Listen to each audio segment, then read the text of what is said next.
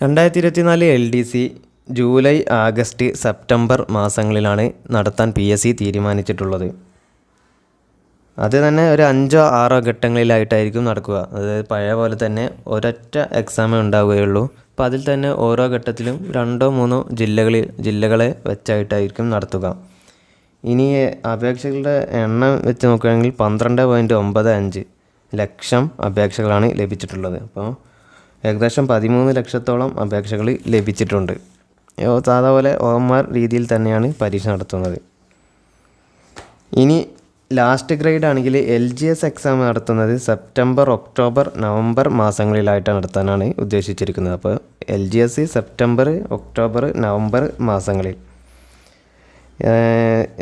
എത്ര അപേക്ഷകളാണുള്ളതെന്ന് വെച്ചാൽ 4,75,000 അപേക്ഷകളാണ് ഏകദേശം ഉള്ളത്. ഇപ്പോൾ 4,75,000 അപേക്ഷകളുണ്ട്.